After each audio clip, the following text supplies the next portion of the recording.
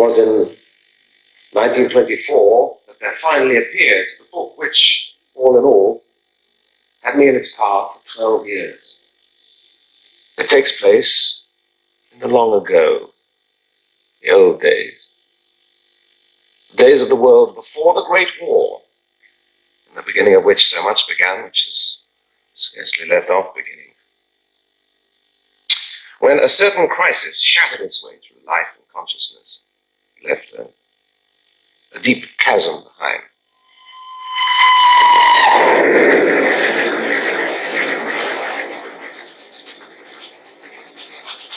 An unassuming young man was traveling in midsummer from his native city of Hamburg to Switzerland on a 3-week visit.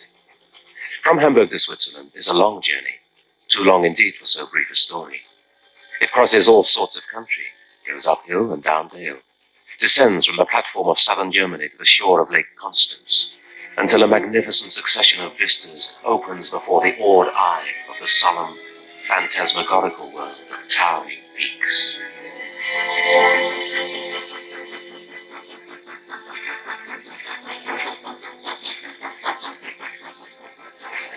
2 days' travel separated Hans Castor, for such was the young man's name, from his youth, from his own world. Space, rolling and revolving between him and his native heath, possessed and wielded the powers we usually ascribe to time. From hour to hour it worked its changes in him. Space, like time, engenders forgetfulness. But it does so by setting us bodily free from our surroundings and giving us back our primitive, unattached state. This being carried upwards into regions where he'd never before drawn breath, it began to work upon him, to fill him with a certain concern. Time, we say, is leaky, but change of air is a similar draught, and if it works less thoroughly, does so more quickly.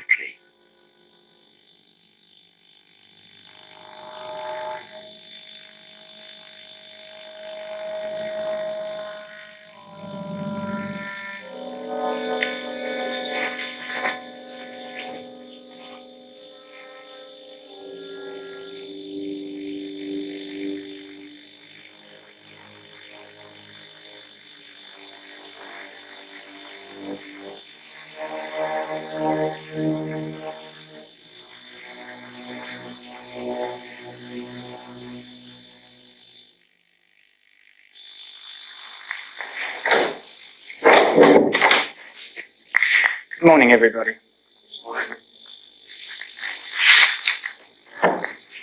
Well, we're going to be dealing today with Thomas Mann's famous novel, The Magic Mountain.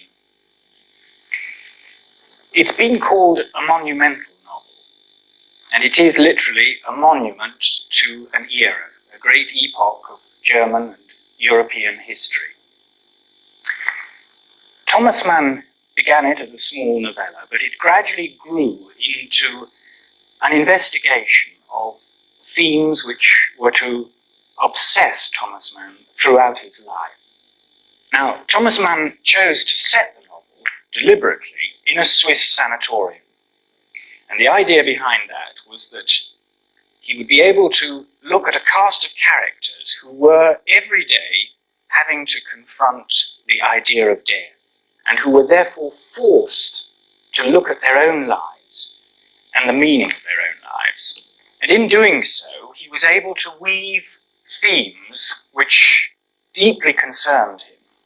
One of the most important of those was this idea of the split in German culture between, on the one hand, the values of Western democratic civilization, and on the other hand, the deeply Germanic, almost Wagnerian ideas of culture.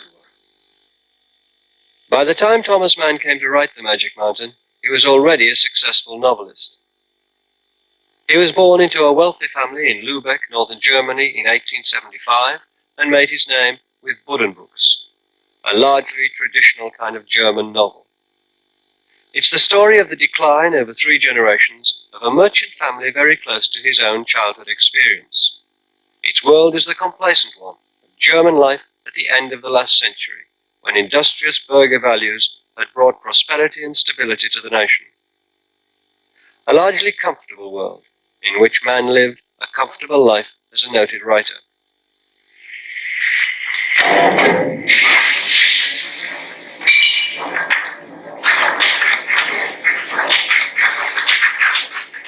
He was in other ways deeply at odds with Germany. A new 20th century spirit was emerging all over Europe, egalitarian, capitalist, and confident in the face of a scientific and industrial future.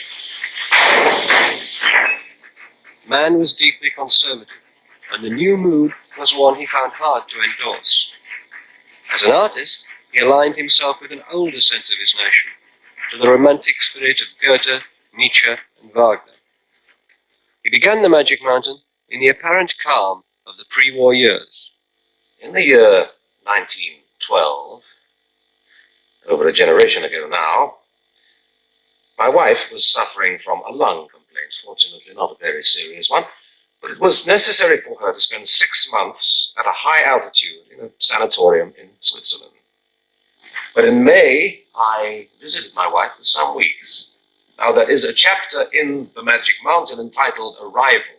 If you read this chapter, you'll have a fairly accurate picture of our meeting in this sphere and my own strange impression of it.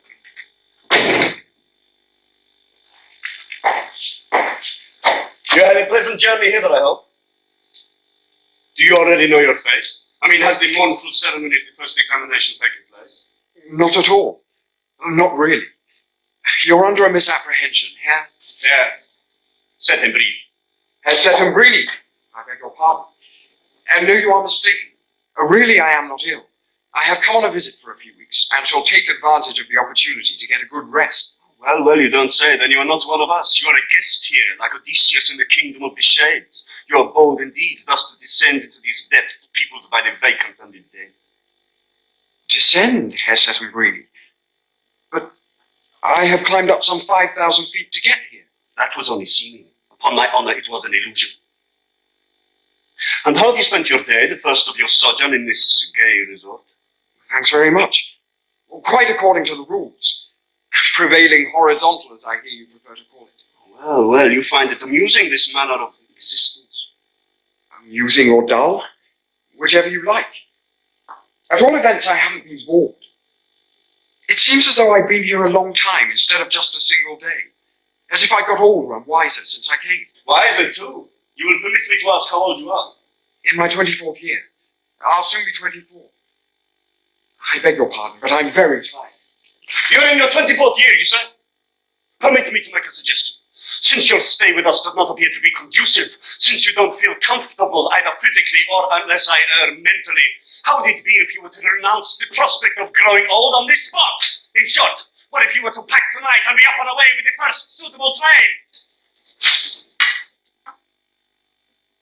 The impressions grew stronger and stronger during the 3 weeks I spent visiting my wife while she was a patient.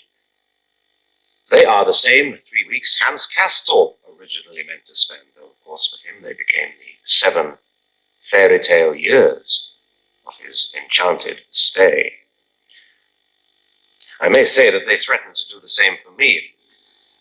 I'd been at the so-called Berghof for 10 days, sitting out on the balcony in cold, damp weather, when I got a troublesome bronchial cold. There were 2 specialists in the house, the head physician, his assistant, so I took the obvious course of consulting them. Hello! If you feel any inclination to blub, kindly suppress it. We shall soon see through you, I expect, Castorp. You feel a little nervous about expressing your inner self to our gaze? Don't be alarmed. We preserve all the amenities. Look, have you seen my picture gallery? Hands, feet, knee pads, thigh and leg bones, arms, pelvises. Very interesting. Interesting, sure enough. Useful object lesson for the young. X-ray anatomy, though. Triumph for the age. There's a female arm. You can tell by its delicacy. That's what they put round you when they make love, you know.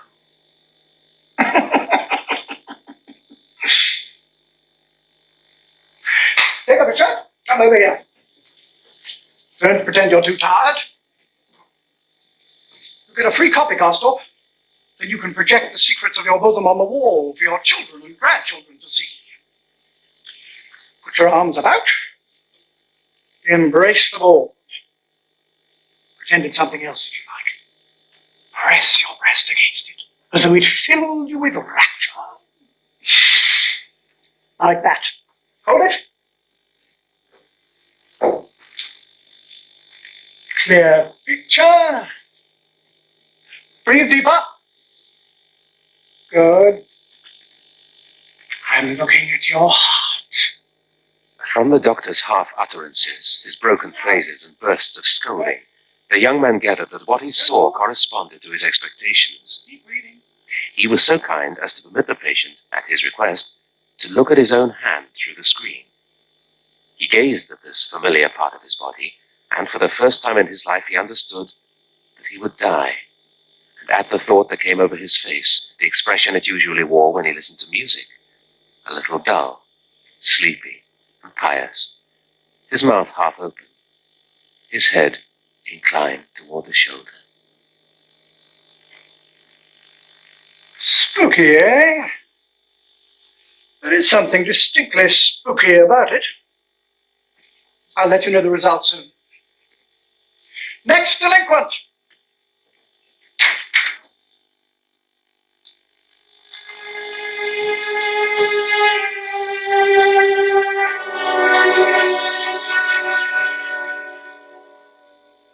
If I had been Hans Kestel, the discovery of a so-called moist spot on my lung might have altered the whole course of my life.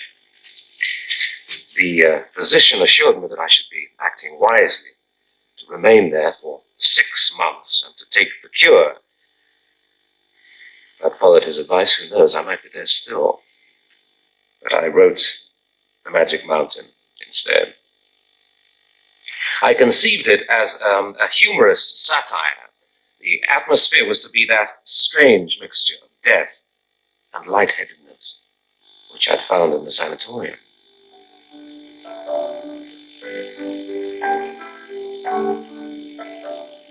At its inception, Mann planned The Magic Mountain as a comic alternative to his morbid death in Venice. And when it was published, some people saw it merely as a lampoon on the medical profession. But Mann's aim was greater. His sanatorium is a metaphor for the wider world. Its fascination with illness and death, a microcosm for the broader state of Europe as it plummeted towards World War I. The characters under the medical microscope provide Mann with a chance to place his whole culture under various forms of analysis. While the doctors are diagnosing Hans' body, his soul is similarly probed by two ailing intellectuals. Good evening, engineer. May I be permitted to look in on you? If so, I need light. The first is Settembrini, a Democrat, rationalist, believer in man's better nature, and as such, representative of a new age. How do you feel? Not too much cast down, I hope. Thanks very much. I am subjectively as good as normal, and my cold is much better from lying in bed.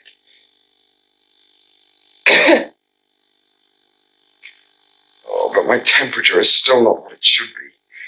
I have 99.5 to 99.7 all the time. You take your temperature regularly. Yes, 6 times a day like the rest of you. Engineer, you know what admiration I feel for your profession. But you can only pursue it down in the world. Only there can you be a true European. What shall I do? What I told you. You mean go away? Do you mean that after you've seen this photograph, after the x-ray and diagnosis, you take it upon yourself to advise me to go home?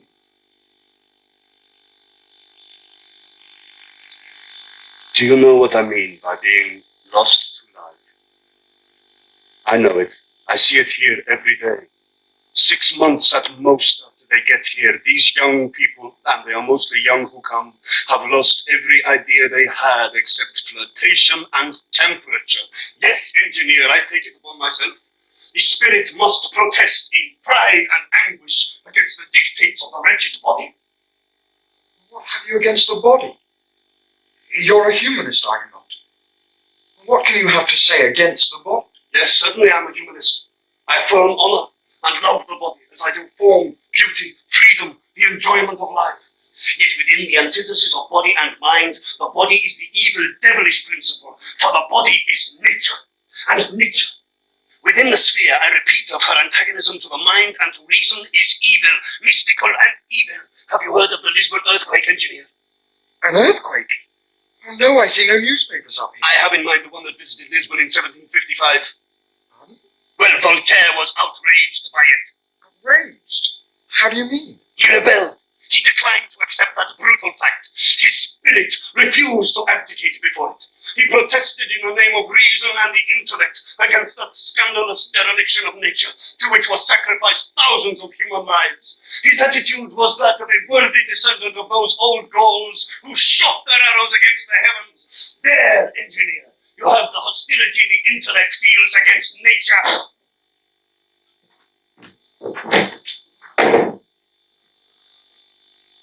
One of the book's fundamental themes is that of heightening, of enhancement. Now, you will remember that my hero is, well, a simple-minded fellow, the young scion of good Hamburg society and an indifferent engineer. But in the hermetic and feverish atmosphere of the Enchanted Mountain, the ordinary stuff of which he is made undergoes a heightening process that makes him capable of adventures in spiritual, moral, sensual worlds that he would never have dreamed of in the flatland. His story is the story of a heightening process. But also, as a narrative, it is the heightening process itself. It employs the methods of the realistic novel, but actually it is not one. It passes beyond realism by the use of symbolism, and it makes realism a vehicle for intellectual and ideal elements. Now, all the characters suffer this same process. They appear to the reader as something more than they are. In effect, they are nothing but exponents, representatives, emissaries from worlds, principalities, domains of the spirit. Thomas Mann described The Magic Mountain as a novel of initiation, the initiation of Hans Castorp into an understanding of life. But it's not a process that always progresses smoothly, or which is treated without irony. As his stay in the sanatorium lengthens, Hans embarks on a massive program of study and thought, inspired by the enlightened Settembrini. The volumes were heavy, unhandy. Hans Castorp propped them against his chest or stomach as he lay. His mouth half open, he let his eye glide down the learned page, following the lines down with his head until his chin lay sunk into his breast. And in this position he paused, perhaps for reflection, dozing a little or musing in half slumber, before lifting his eyes to the next page. He probed profoundly. What was life? No one knew. No one knew the actual point whence it sprang. One could point to no form of life that did not owe its existence to procreation by parents. What was life? It was warmth generated by a form-preserving instability, a fever of matter, a process of ceaseless decay and repair. It was a secret and ardent stirring in the frozen chastity of the universal. As he lay there in the frosty night, the image of life displayed itself to young Hans Castorp. It hovered before him, remote from his grasp, yet near his senses. This body, this opaquely whitish form. It looked down at him beneath drooping lids, out of slanting eyes. The acrid shadows of the armpits corresponded in a mystic triangle to the pubic darkness, just as the eyes did to the red mouth and the blossoms of the breasts below.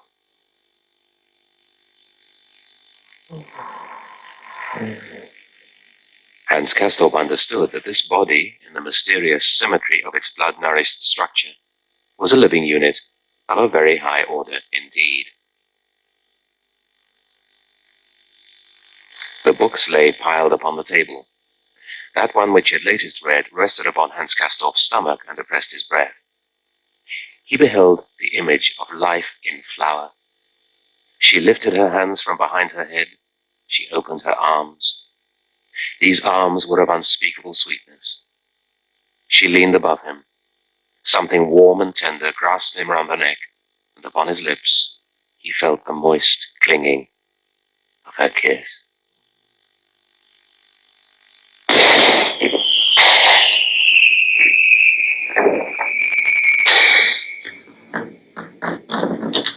Within the next few days, it would be 7 months since Hans Castorp's advent among those up here. The carnival season was at hand, and Hans inquired among the older inhabitants what it would be like. Magnifique! You shall see, engineer, the gayest gallants of the night in brilliant rows advancing. What do you expect? Even in Maison de Santé, they have their balls for the fools and idiots. And the program will include various dances macabre, as you may imagine. But unfortunately, some of last year's guests will not be with us.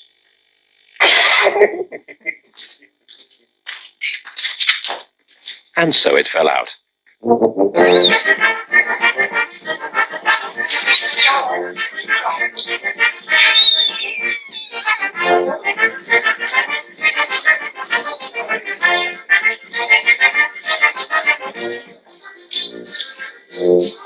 Shrove Tuesday came on apace, and in the evening there were festivities in the hall and the reception rooms, in the course of which, but we alone know to what, thanks to Hans Castorp's enterprising spirit, these carnival gaieties led in their course. Let us sit here and look on as though in a dream. For it is a dream to me that we are sitting like this, like a particularly deep dream. Oh, you have to sleep very deeply to dream like this. Poet, bourgeois, humanist, a poet, the perfect German gentleman. Do you happen to have a pencil? Let me see. Perhaps I have.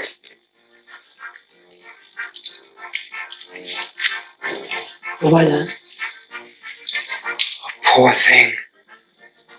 But yours. Ah, so you are even waiting. Je te le dirai en français.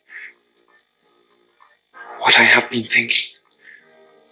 Avec toi, je préfère cette langue à la mienne. Car pour moi, parler français, c'est parler sans responsabilité.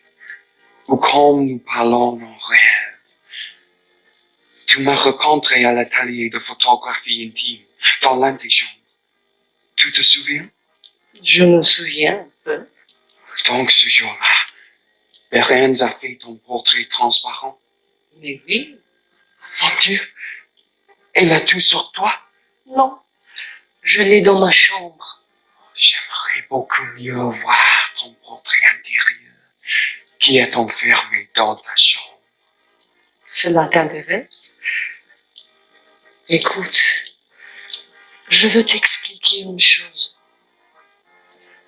Il me semble qu'il faudrait chercher la morale, non dans la vertu, c'est-à-dire dans la raison, la discipline, les bonnes mœurs, l'amitié, mais plutôt dans le contraire.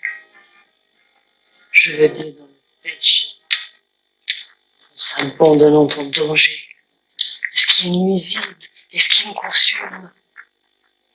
Il me semble qu'il est plus moral de se perdre et même de se laisser dépérir que de se conserver.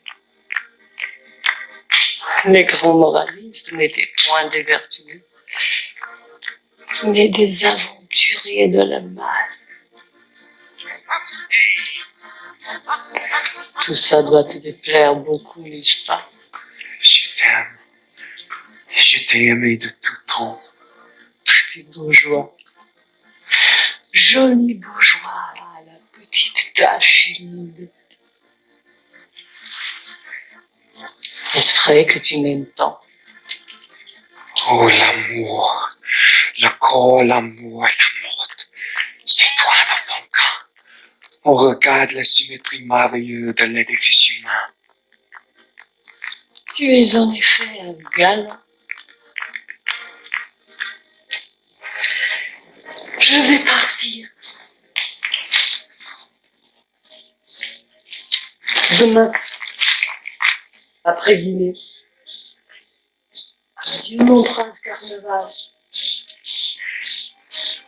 Vous aurez une mauvaise ligne de fièvre ce soir. Je vous prédis.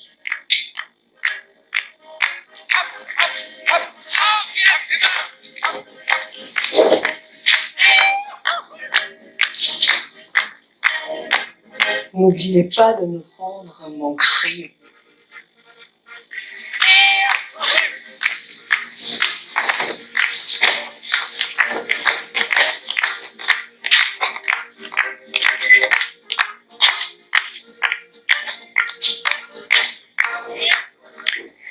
Now, the scene between Hans Castorp and Madame Chauchat is highly comic.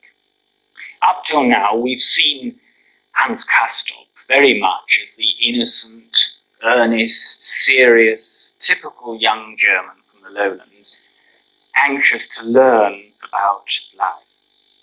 With Madame Chauchat, we have a new element introduced, namely the erotic lady. And she is able, by teasing this young man, by deliberately asking him to come up to her room to look at her internal photograph, she is able to tease him into becoming a pawn for her ridicule. Well, after that night of instruction, let's call it, Madame Chauchat leaves the sanatorium, and her place is taken by a much more ominous character, and the tone of the book once again becomes more serious. In fact, Thomas Mann referred to the book as this very serious jest, and he wanted to counterpoint the two sides. Professor Nafta, the new character we meet, is a cynical, outrageously Machiavellian character, contemptuous of noble ideas of progress. He's a complete fatalist and realist. Good afternoon, Herr Nafta. We've come for a little visit. Good afternoon. Good afternoon. Good afternoon. What is this you have here? It's frightfully good. What depiction of suffering. It's old, of course. 14th century, probably comes from the Rhine. Does it impress you? Enormously. I should never have thought there could be anything in the world at once so... Oh, forgive me. So ugly and so beautiful. All the works of art whose function is to express the soul and the emotions are always so ugly as to be beautiful, and so beautiful as to be ugly. That is a law. Their beauty is not fleshy beauty, which is merely insipid, but the beauty of the spirit. I am most grateful to you for making these distinctions, sir. 14th century. What is the name of the artist? What does it matter? It was not created by some wonderful and well-advertised single genius. It is an anonymous product. Anonymous and communal. T. And Nafta. Every word you say interests me enormously. Anonymous and communal. That will take some thinking about.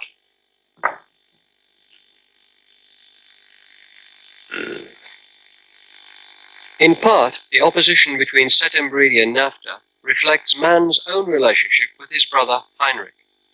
Mann often said that the differences between them were in essence the conflict at the center of the European soul. Heinrich too was a successful writer, but unlike his brother, he was also a precociously modern thinker, who Mann believed denied the essential inner spirit of his culture. Professor Nafta is a creative transposition of Mann's own trysts with German romanticism and darkness, while Heinrich's views are caricatured in the figure of Settembrini.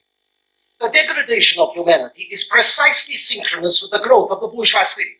Renaissance, Age of Enlightenment, the natural sciences and economics of the 19th century have left nothing undone or untaught which could forward this degradation. Modern astronomy, for example, has converted the Earth, the center of the all, into an indifferent little planet, and thus, at least for the present, put an end to the majestic cosmic position of man. So the present, certainly for a few hundred years, that is, science will see itself philosophically enforced to put the earth back in the position of supremacy in which she was installed by the dogma of the church. What?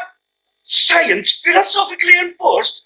And what about pure knowledge? What about the unfettered quest for truth? My good sir, there is no such thing as pure knowledge. Faith is the vehicle of knowledge, intellect is secondary. Your pure science is a myth.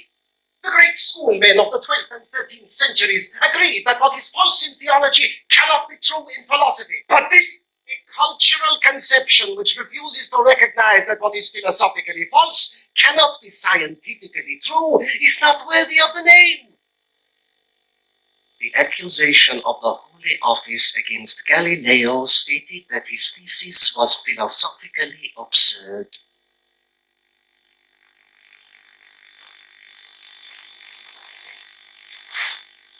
A more crushing arraignment could not well be.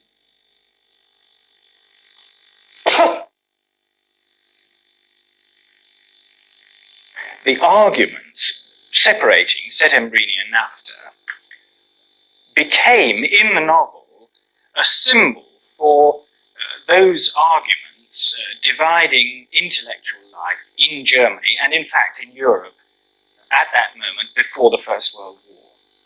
Thomas Mann felt that there must be a synthesis between these two different views of life, the rationalist view and the fatalist view.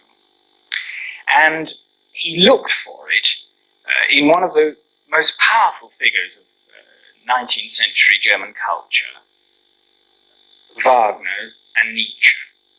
Now, years before, Nietzsche had written a book called The Birth of Tragedy. And in that book, he had explored the contrast between two great Greek archetypes, the Apollonian, clear-thinking, classical, rationalist view of civilization, and on the other hand, the Dionysian view of civilization, lustful, voluptuous, elemental. And Nietzsche believed that it wasn't sufficient to have simply the noble, dignified Apollonian approach. You also had to have an experience of its opposite, that dark, cruel world of Dionysus, in order to make it complete. And fusing those themes in a chapter called Snow, Hans Castorp, our hero, is given a revelation similar to Nietzsche's, whose book had in fact provided Mann not only with the central vision of his novel, but even with its title, The Magic Mountain. Now the Olympic Magic Mountain opens to our view and shows us its roots.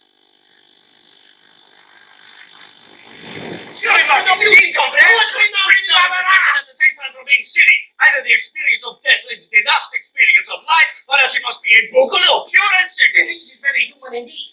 To be man. Hans Castorp is granted his Nietzschean vision of man's essential state when, tired of the futile combat between Settembrini and Nafta, he sets out alone into the snows.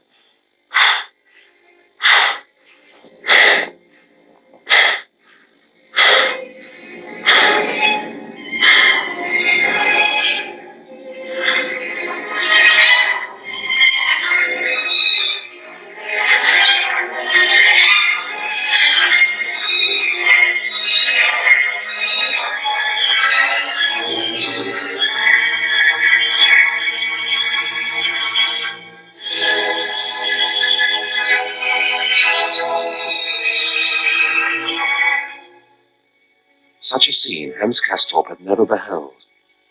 Of the Mediterranean he knew nothing, and yet he remembered.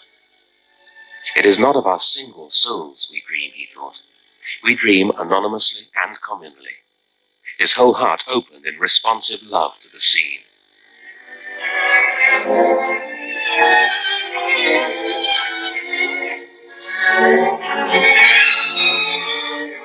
But then, passing into a temple, the poor soul's knees all but gave way at the sight within.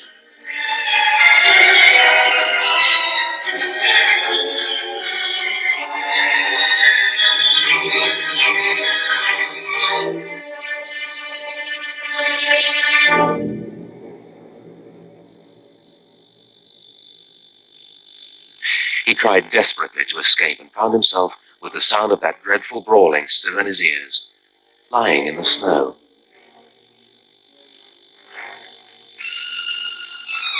It was no true awakening. I have made a dream poem of humanity, he thought. I have dreamed of man's courteous and enlightened social state, behind which, in the temple, a horrible blood sacrifice was consummated. From love alone can form come, but always in silent recognition of that horror.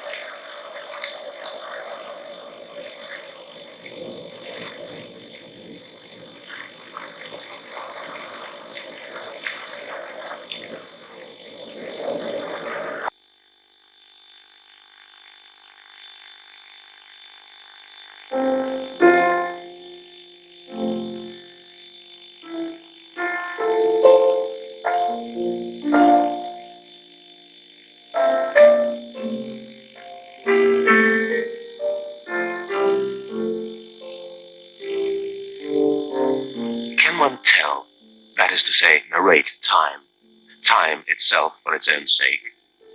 That would surely be an absurd undertaking. It would be as though one held a single note or chord for a whole hour and called it music.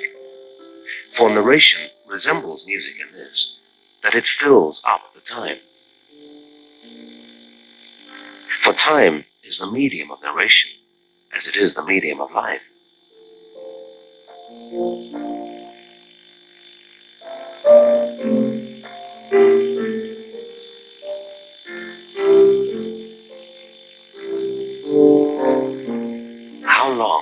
Since what date had Hans Castorp been up here?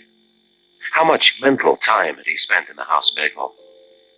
No one asked him those questions, and he probably shrank from asking himself.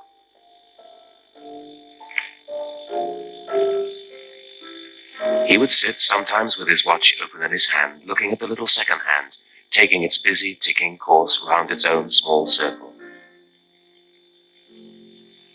Watching the second hand, he essayed to hold time by the tail, to cling to and prolong the passing moments. But the way it passed over the markings on the face showed that all the figures and divisions on its path were simply beneath it, that it moved on and on. And he shoved the watch back in his pocket and left time to take care of itself.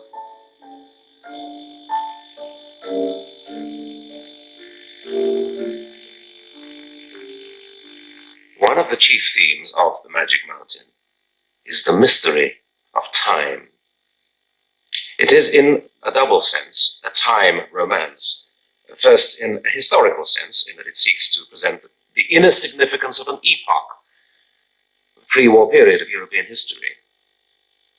And secondly, because time is one of its themes. Time dealt with not only as a part of the hearer's experience, but also in and through itself. The book is itself the substance of that which it relates. I began work on it in 1912, but before it progressed far, the First World War broke out. Now, this did two things. First, it put an immediate stop to my work on the book, and it incalculably enriched its contents at the same time. I did not work on it again for years. The book which finally emerged in 1924 would not have found readers 10 years earlier, nor could it even have been written. It needed the experiences that the author had in common with his countrymen. These he had the times to let ripen within him, and then at the favorable moment, as once before, to come forward with his bold production. The national crisis had produced in the general public precisely that alchemical keying up in which it consisted the actual adventures of young Hans Castorp. Yes, certainly, the German reader recognized himself in the simple-minded but shrewd young hero of the novel. He could and would be guided by him. When The Magic Mountain was finally published, its mixture of 19th century realism and a modern symbolist style spoke directly to a Europe still reeling from the experience of war. It became the first of Mann's books to reach a wide international audience, and was to earn him in due course the Nobel Prize.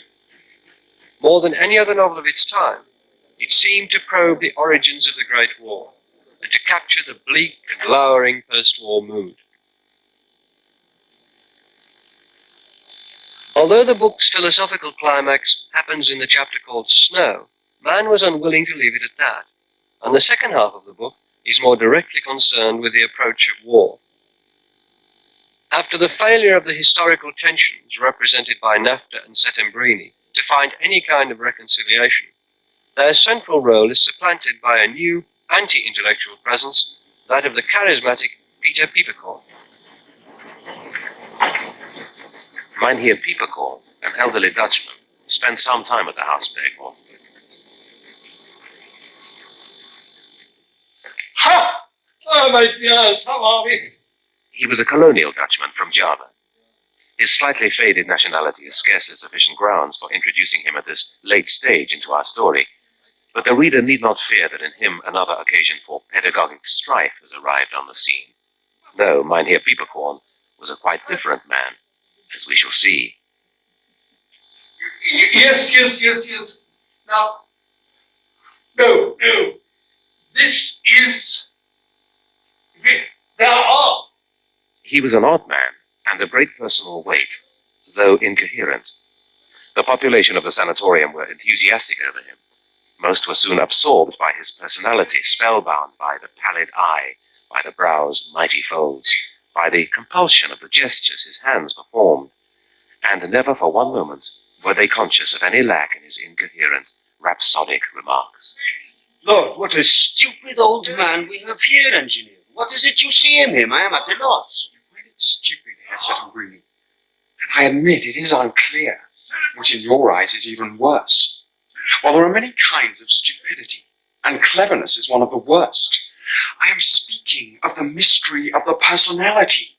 Something above either cleverness or stupidity. It seems to me positive and absolute, like life. Mynheer Pieperkorn has a gift. Say what you like. He can stick us all in his pocket. You see, the very tower of man. After the abstract arguments of NAFTA and Settembrini, Pieperkorn is to Hans Castorp the somewhat awesome embodiment of reality, not theory. By sheer force of physical presence, he woos Hans away from his over-scrutinized life, and in his virility becomes a figure representing literal force as well. This essence is summed up in a remarkable scene by a waterfall. Oh, look! The flowers of paradise valley! It is both comic and full of elemental foreboding. Oh, this air!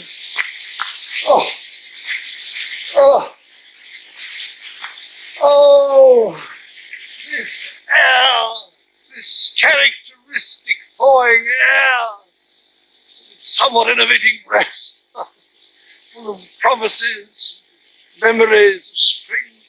We should give it out only in the form of praise, of complete and utter, in honor of Eireann. There I draw your attention. You see that black arching pointing against the sky? It is a bird of prey. It's the eagle. He circles directly overhead, tremendous height, peering earth. Gold eagle.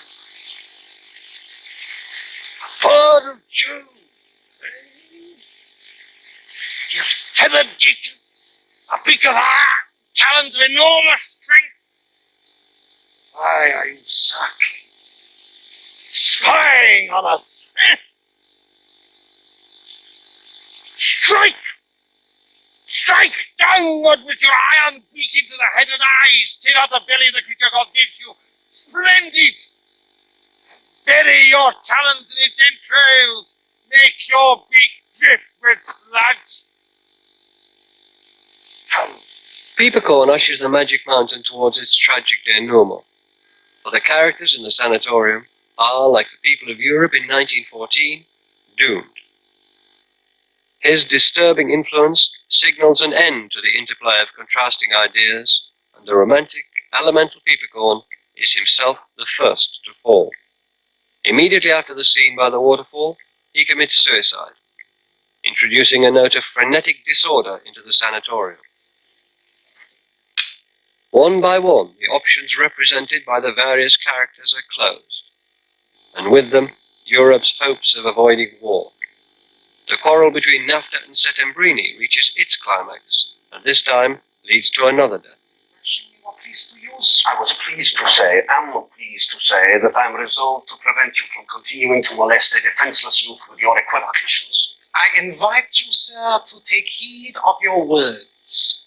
The reminder, sir, is unnecessary. I am accustomed to take heed to my words. They will precisely fit the fact if I say that your way of misleading unsettled youth is infamous and cannot receive a stronger chastisement than it merits. Infamous. Chastisement. Have the bleating sheep taken to battle? Have we driven the policemen of civilization so far that they will draw their weapons? I hope that your civilized principles will not prevent you from knowing what you owe me. Else I shall be forced to put those principles to a test that...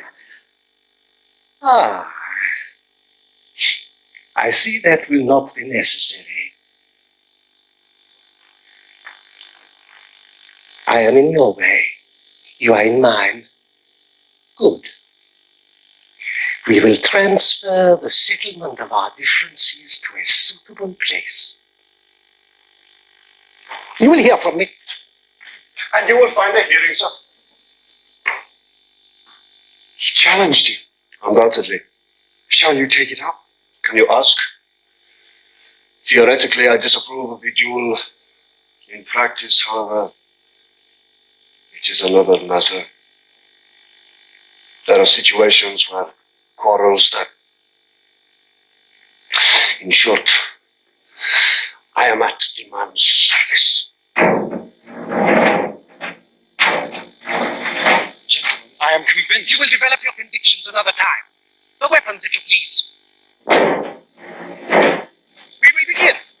Come forward, sir, and fire. You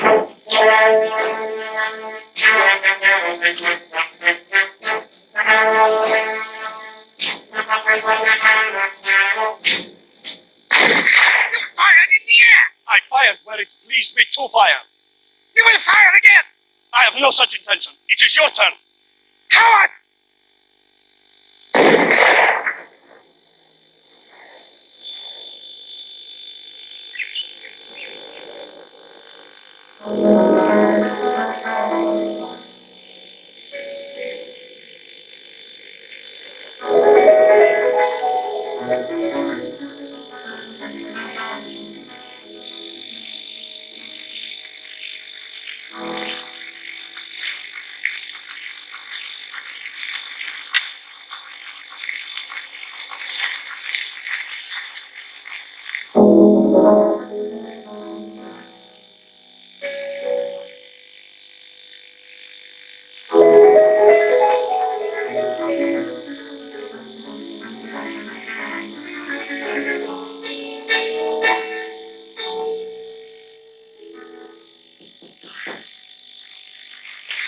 Come.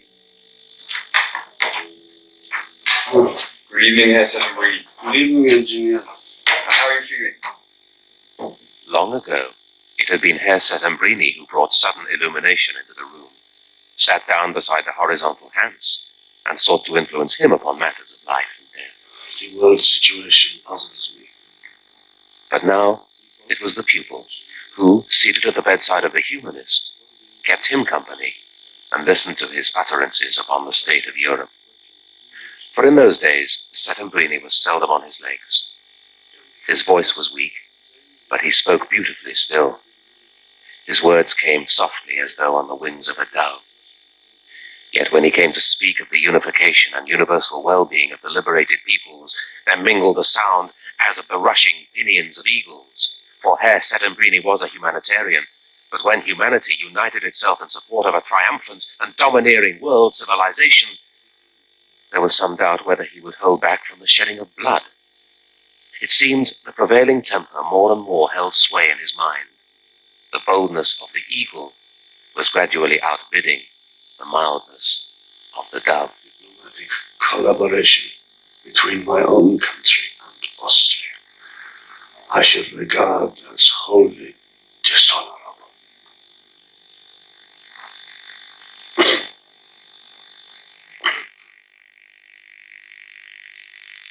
The tragedy of the Magic Mountain reaches its climax as Hans Castorp, who's been the pawn in so many clashes of will and ideology, prepares to leave this sanatorium and join the ranks of uniformed German soldiers in the First World War. He's glad that after all that philosophizing and questioning, he can simply surrender himself to the larger, higher forces of history. Hans Castorp's education has been a failure. But out of that failure, Thomas Mann has made an epic book. Just as his novel Buddenbrooks had been a memorial to the German merchants of the 19th century, so The Magic Mountain is a monument to the cultural and historical crisis afflicting not only Germany, but Europe as well, before the First World War. For a while, Mann himself had been embittered by Germany's defeat in the First World War, and he had in fact welcomed Soviet-style communist revolution in Munich, rather than the detested hypocrisies, as he saw them, of the Western Entente allies. But in time after the First World War, he became reconciled to Western ideas of humanism and democracy. The Magic Mountain therefore ends on a note of hope, that out of pain and suffering, the conflict between these ideas, a newer, wiser, more humane society will emerge. Sadly, it was an expectation in vain. Thomas Mann would become one of the first writers to be exiled from Nazi Germany. He was deprived of his German citizenship in 1936, and he'd spend the years of the Second World War in exile in America. The Magic Mountain was burned in Hitler's Germany, but elsewhere, it came to be acknowledged as one of the great novels of the 20th century. Its author, the spokesman of humanity and world peace, up to his death in 1955. What Hans Castorp comes to understand is that one must go through the deep experience of sickness and death in order to arrive at a higher sanity and health. In just the same way that one must have a knowledge of sin in order to find redemption. There are, Hans Castorp says, two ways to life. One is the regular, direct, and good way, and the other is bad. It leads through death, and that is the way of genius. Hans Castorp is a searcher after the Holy Grail. If he does not find the Grail, yet he divines it before he is snatched downwards from his heights into the European catastrophe. It is the idea of a human being, the conception of a future humanity that has passed through and survived the profoundest knowledge of disease and death. The Grail is a mystery, but humanity is a mystery too. For man himself is a mystery, and all humanity rests upon reverence before the mystery that is man.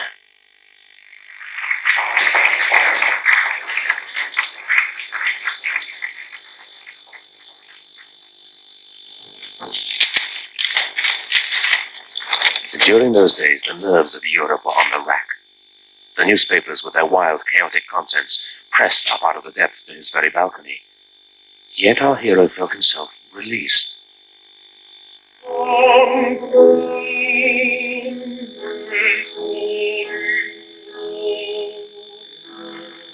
His favorite piece was especially and exemplarily German, Schubert's The Linden Tree.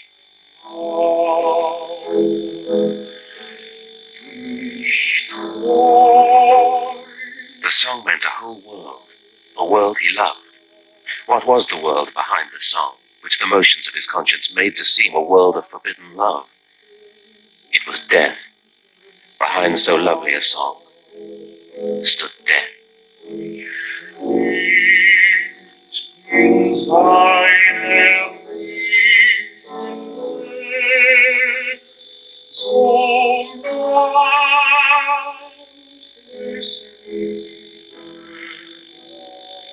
The moist air is rent by a sharp, singing whine.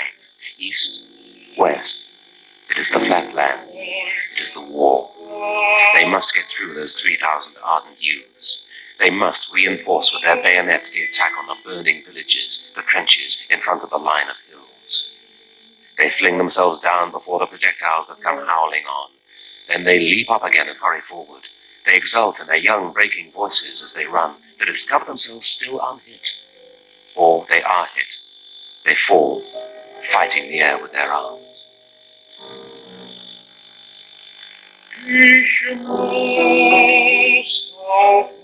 Farewell, honest Hans Castel. Farewell. Your tale is told, and if thou livest or diest, thy prospects are poor. The desperate dance in which thy fortunes are caught up will last yet many a sinful year. We should not care to set a high estate on thy life by the time it ends. Out of this universal feast of death, may it be that love one day shall mount.